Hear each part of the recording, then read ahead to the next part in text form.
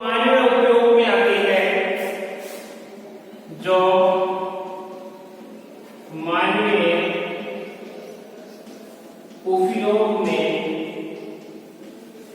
आती है।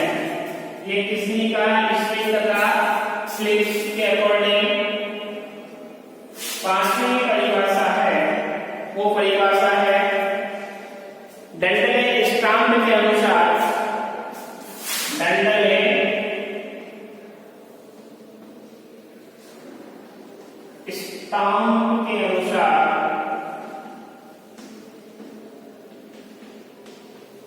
डंडले स्टाम्प के अनुसार उसने कहा संसाधन के बारे में कि संसाधन किसी आवश्यकताओं या कमी की पूर्ति, संसाधन किसी आवश्यकताओं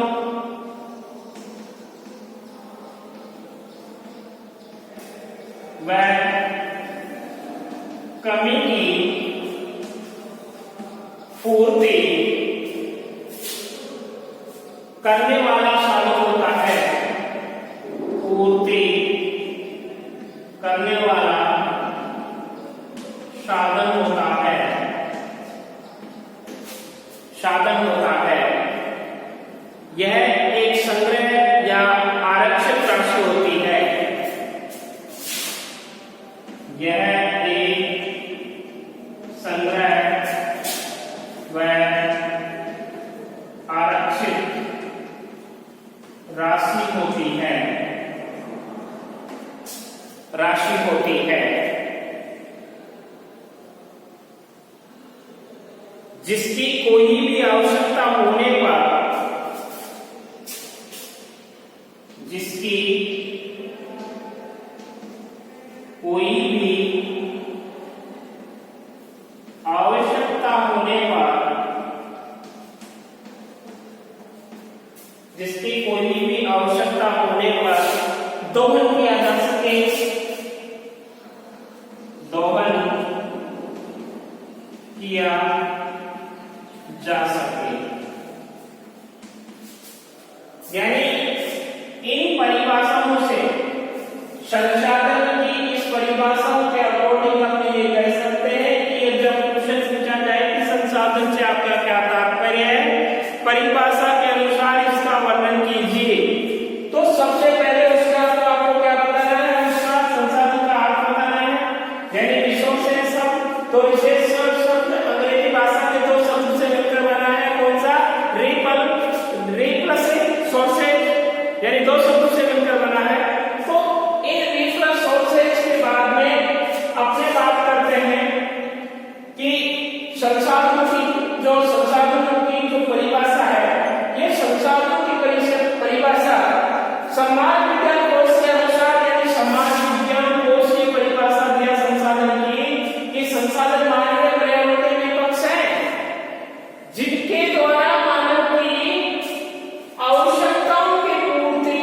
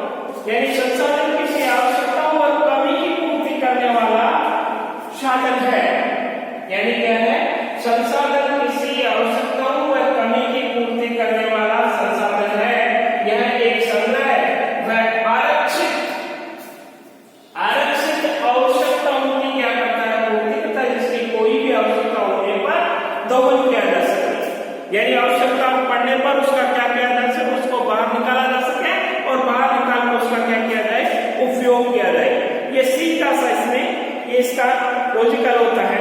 अब बात करें अपने संसाधन की अवधारणा, यानी संसाधन की अवधारणा। तो संसाधन की अवधारणा में तीसरा पहला ये हो गया, दूसरा ये हो गया, अब तीसरा है संसाधन की अवधारणा। संसाधनों की अवधारणा, संसाधनों की अवधारणा में बोलता है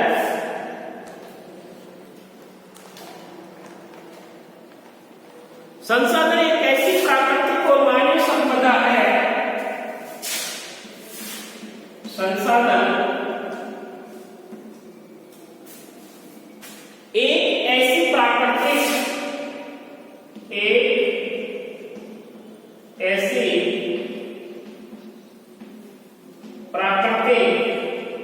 व मानवीय संपदा है, मानवीय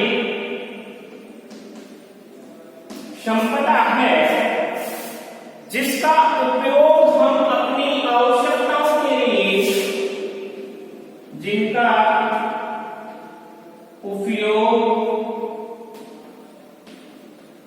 हम अपनी आवश्यकताओं के लिए, हम अपनी आवश्यकताओं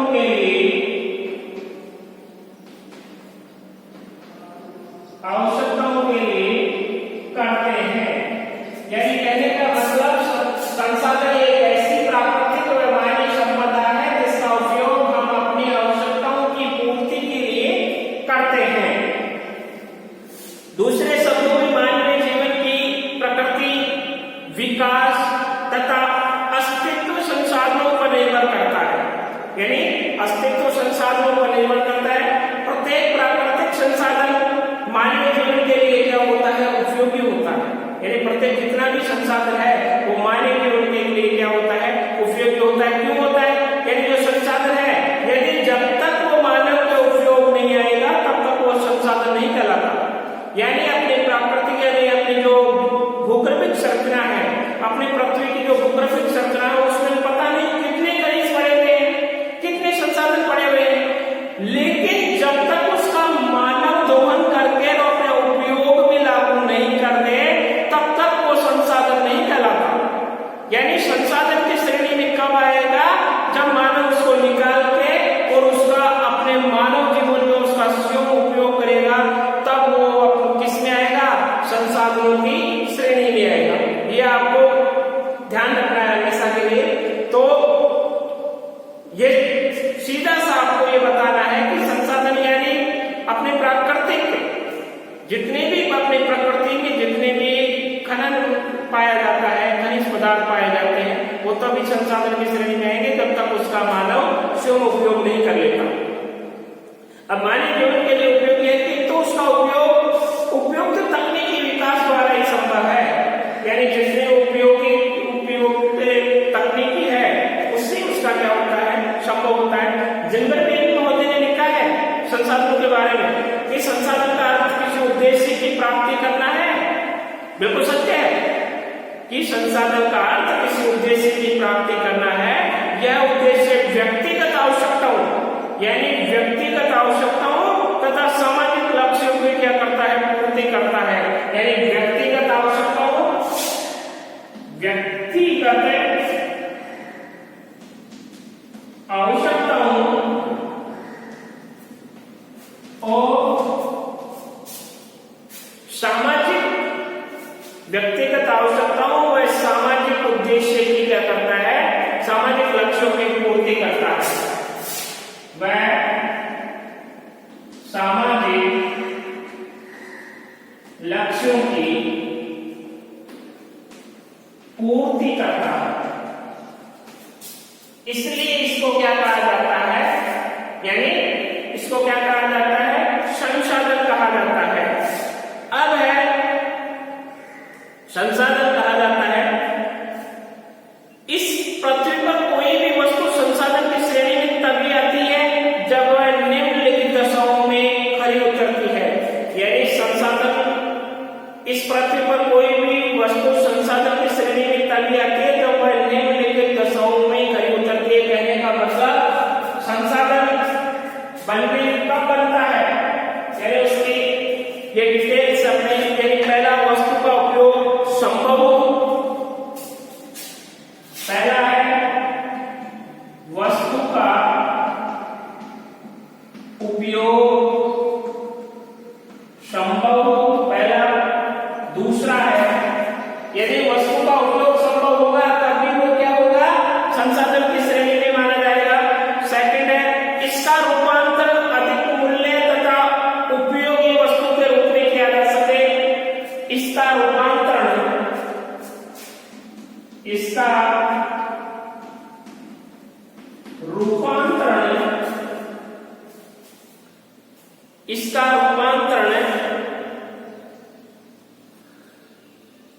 अधिक मूल्यवान तथा उपयोगी,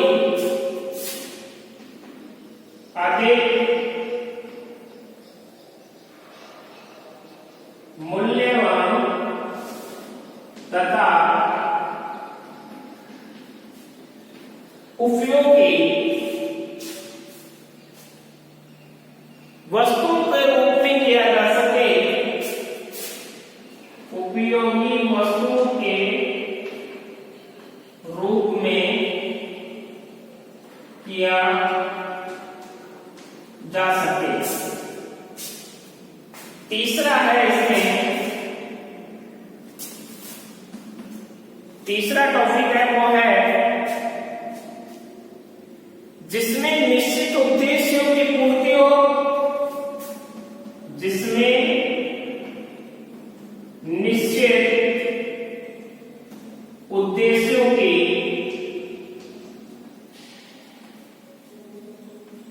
पूर्ति हो। यानी पहला हो गया वस्तु का उपयोग संभव हो, दूसरा है इसका रूपांतरण अधिक मूल्यवान या उपयोगी वस्तु के रूप में किया जा सके, तीसरा है जिसमें निश्चित उद्देश्य की क्या हो, पूर्ति हो, और फोर्थ है इन वस्तुओं के दोहन की योग्यता रखने वाला मानव संसाधन उपलब्ध हो। इन वस्तुओं के दोहन के लिए, इन वस्तुओं के दोहन के लिए, इन वस्तुओं के दोहन के लिए मानव संसाधन उपलब्ध हो, मानव संसाधन उपलब्ध हो। पांचवा है संसाधनों के रूप में सतत विकास करने के लिए आवश्यक पूंजी हो। संसाधनों के रूप में, संसाधनों के रूप में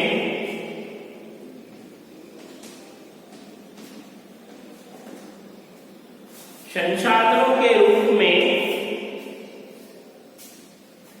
सतत विकास करने के लिए आवश्यक पूंजी हो।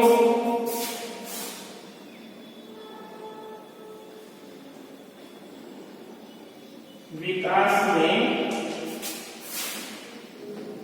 सतत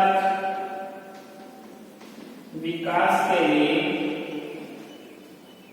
आवश्यक पूंजी हो। यानी संसाधनों को विकास में सतत विकास के लिए आवश्यक पूंजी हो। ये यानी 5 एलिमेंट है, 5 कंपल्सरी तत्व है। ये 5 कंपल्सरी तत्व जिसमें होने की वजह से वो संसाधन के रूप में जाने जाएंगे। यानी पहला है इसमें वस्तु का उपयोग क्या हो, संभव हो। यानी कहने का मतलब निम्न, यानी इस पृथ्वी पर कोई भी वस्तु संसाधन की श्रेणी में तभी आएगी जब वह निम्नलिखित दशाओं में, ये 5 दशाएं हैं, उन 5 दशाओं में खरी उतरेगी। यानी पहली दशा है वस्तु का उपयोग संभव हो, दूसरा है इसका रूपांतरण अधिक मूल्यवान हो सके तथा उपयोगी वस्तुओं के रूप में किया जा सके,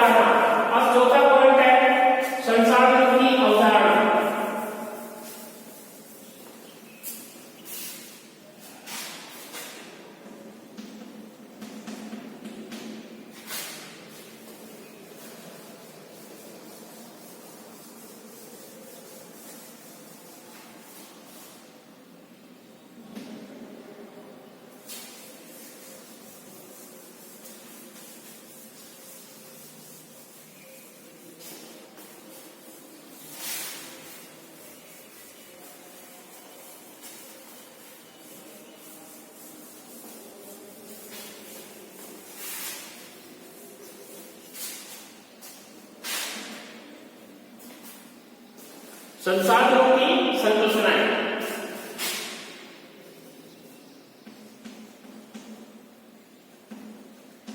संसाधनों की संकल्पनाएं।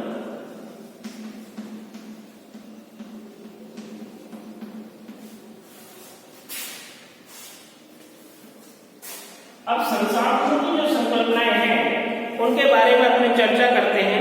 तो इसमें संसाधनों की संकल्पना में यह माना जाता है कि संसाधन होते नहीं है, बनाए जाते हैं। संसाधन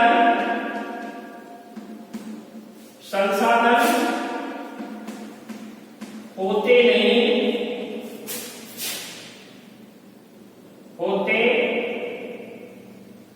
नहीं बनाए जाते हैं। यानी इतना सा कोटेशन आता है एग्जाम में राजस्थान विश्वविद्यालय में, उसमें पेपर में इतना सा कोटेशन होता है कि संसाधन होते नहीं है, बनाए जाते हैं। स्पष्ट कीजिए।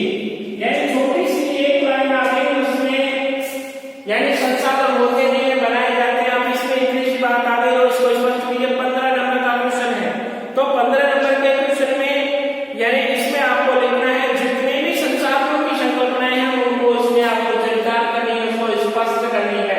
तो संसाधन होते नहीं है, बनाए जाते हैं। इस संकल्पना के अनुसार संसाधन मूलतः होते नहीं है, उन्हें मानव अपनी आवश्यकता अनुसार निर्मित करता है। यानी इस संकल्पना के अनुसार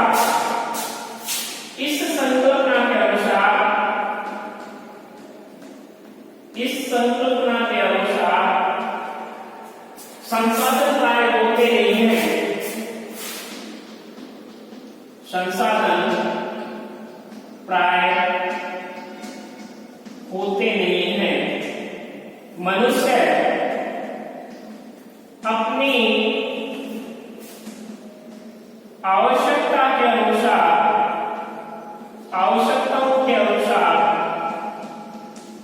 उसे निर्मित करता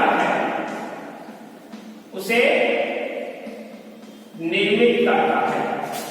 अपनी आवश्यकता के अनुसार उसको क्या करता है, मनुष्य उसका क्या करता है, निर्माण करता है या निर्मित करता है। प्रकृति में विद्यमान कोई तत्व वर्तमान में संसाधन नहीं होता। यानी प्रकृति में जो भी तत्व है, यानी विद्यमान जो भी कोई तत्व है वो संसाधन नहीं होता, लेकिन भविष्य में मानवीय कौशल व कार्य कुशलताओं से संसाधन बन सकता है। यानी प्रकृति में कोई भी जो वस्तु है, यानी जो कोई विद्यमान तत्व है, वो अपने आप में संसाधन नहीं होता। जब वो कार्य कुशलता से तथा उसको बाहर निकाल से उसको उपयोगिता के अनुसार उसको अपने संसाधनों की श्रेणी में डाल सकते हैं। ये किस में आ रहा है, संसाधन बनते नहीं है, बनाए जाते हैं। इससे चरितार्थ हो रहा है कि वास्तव में जितने भी अपने प्रकृति में संसाधन हैं वो काफी दिनों से पड़े हैं, लेकिन वो कब अपने जब मनुष्य के उपयोग में आएंगे तभी वो क्या कहलाएंगे, संसाधन कहलाएंगे। नदियों में प्रभावित जल से जल विद्युत की क्या होती है, यानी जो नदियों में जो जल प्रभावित हो रहा है, उन जल प्रभावित में जब नदियों का जल प्रभावित हो रहा है तो जल प्रभावित से जल विद्युत का क्या कर रहे हैं, अपने उत्पादन कर रहे हैं, उसे विभिन्न कार्यों में उसका क्या कर रहे हैं, अपने उपयोग कर रहे हैं। तब वो क्या हो गया, एक संसाधन का रूप ले लिया। इस संदर्भ में ईसा बोमेन ने लिखा है, यानी ईसा बोमेन अपने संसाधन भूगोल की एक भूगोलवेत्ता है। तो ईसा बोमेन इस संबंध में ईसा बोमेन ने लिखा है, इस संबंध में ईसा बोमेन ने लिखा है,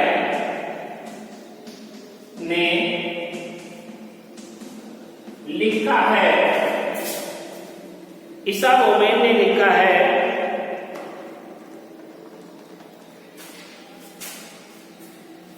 कि पर्यावरण में भौतिक तत्व सीमित मात्रा में स्थित हैं, कि पर्यावरण में भौतिक तत्व पर्यावरण में भौतिक तत्व, पर्यावरण में भौतिक तत्व, ऐसा वो मैंने कहा कि पर्यावरण में भौतिक तत्व सीमित मात्रा में स्थित है, सीमित मात्रा में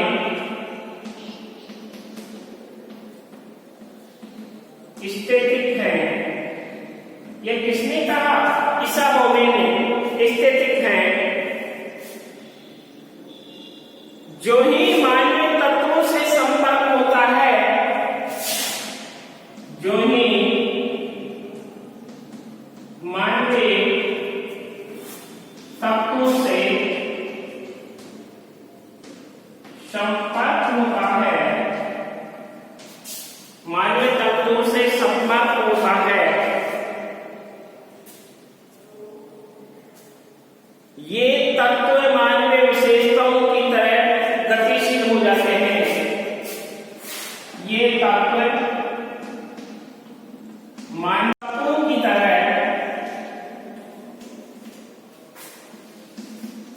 गतिशील हो जाते हैं, गतिशील हो जाते हैं। स्पष्ट है कि संसाधन होते नहीं है, बनते हैं। स्पष्ट है कि संसाधन होते नहीं हैं,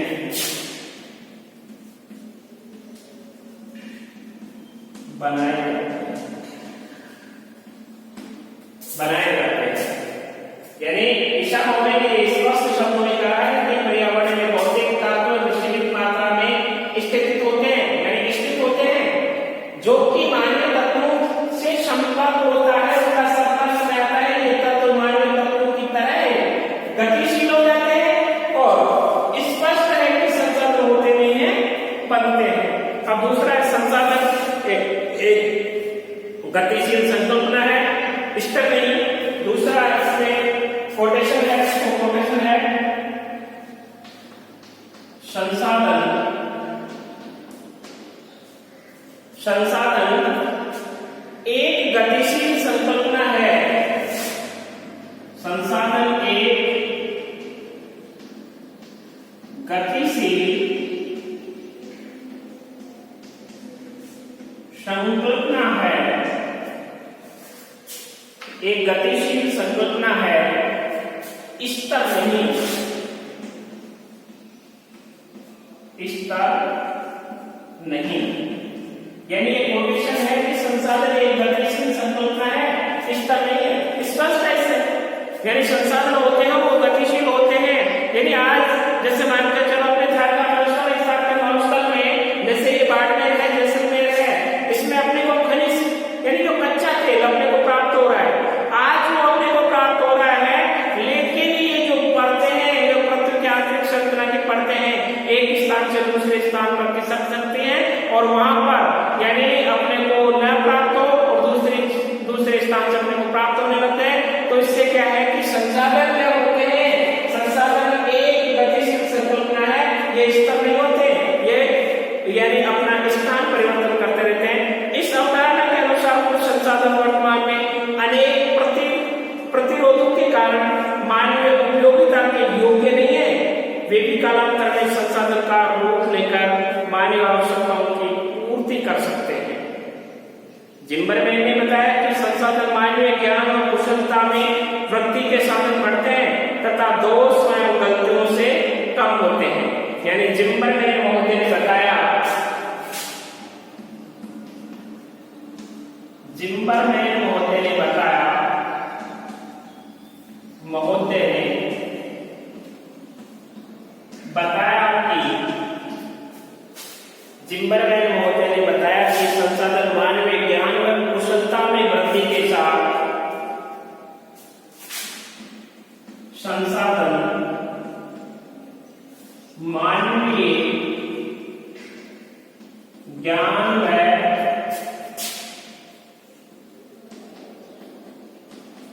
कुशलता के साथ, मानवीय ज्ञान व कुशलता के साथ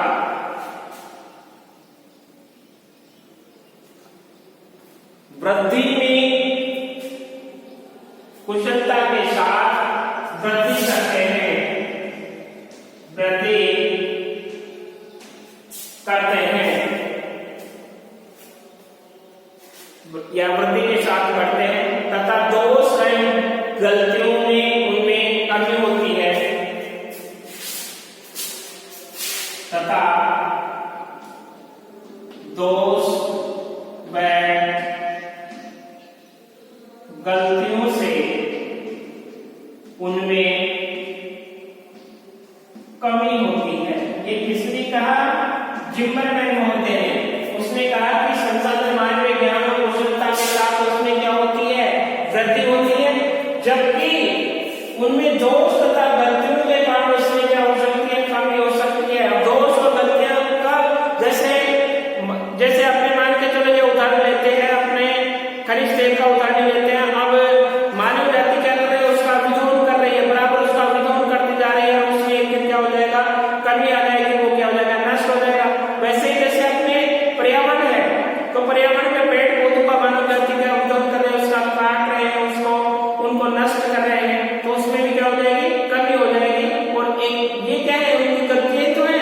यदि मानव जाति उसमें लगातार उसमें वृद्धि करे, यानी कार्य कुशलता के साथ अधिक से अधिक पेड़ लगाए, तो उसमें क्या होगा? उसमें क्या होगा? वृद्धि होगी। इसलिए उसमें उसका नुकसान होता है। संसाधन एक कार्यात्मक संकल्पना है। थर्ड है संसाधन एक कार्यात्मक संसाधन है, यानी जो संसाधन है ये क्या है? कार्यात्मक। इनको अपने कार्य में परिवर्तन नहीं करेंगे जब तक ये संसाधन नहीं बन पाएंगे। तो संसाधन का प्रमुख लक्षण उसी मानवीय आवश्यकताओं की पूर्ति करने की क्षमता है। अतः कोई भी प्राकृतिक तत्व मानवीय उपयोग के योग्य क्रियात्मक रूप में बनता है और भूगर्भ में स्थित कोयला, यानी अपने जो पृथ्वी की आंतरिक संरचना में जो कोयला व पेट्रोलियम खनन करके उसका अपने क्या कर रहे हैं? दोहन कर रहे हैं, उसका योग्य बनाता है। यानी उनका अपने को पता चला, उनका अपने भूगर्भ में निरीक्षण किया, निरीक्षण करने के पश्चात अपने को पता चला कि इस जो पृथ्वी की आंतरिक संरचना है इसमें क्या है? कोयला भी है तथा खनिज तेल भी है। तो उसको अपने निकालने के पश्चात अपने उसका यूज किया, उसका प्रयोग किया, तभी वो क्या हुआ? यानी क्रियात्मक संसाधन के रूप में अपने सामने आया, इसलिए कहलाया और दोहन बना तथा संसाधन कहलाया। तो भूगर्भ में नहीं, किसी प्रकार पृथ्वी तल पर भी विभिन्न नदियों में प्रभावित जल के कार्यात्मक रूप में उपयोगी बन पाता है। संसाधन प्रतिरोध तथा तटस्थता तत्वों के साथ मिलते हैं, ये भी सत्य है। यानी प्रकृति में जो संसाधन है, संसाधनों की उपलब्धता के साथ ही प्रतिरोध व तटस्थ तत्व मिलते हैं। इन्हें पृथक कर पाना कठिन होता है। यानी कहने का मतलब काफी जो खनिज पदार्थ है वो क्या भी आपस में क्या होते हैं? मिले हुए होते हैं। जैसे शीशा व जस्ता, अब शीशा जस्ता एक साथ मिला हुआ था, उसका पृथक किया जाता है। पृथक करने के पश्चात उसका दोनों का अलग अलग उपयोग किया जाता है।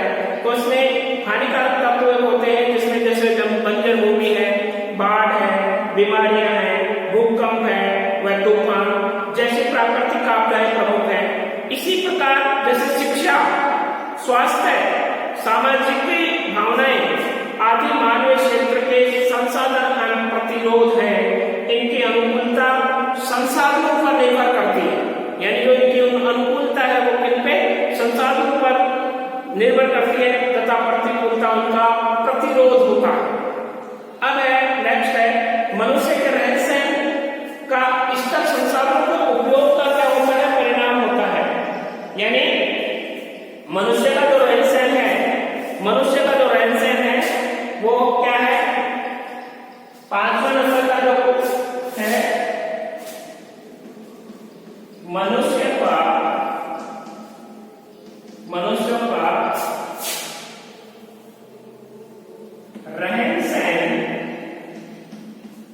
मनुष्य का रहन सहन,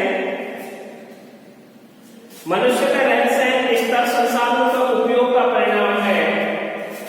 मनुष्य का रहन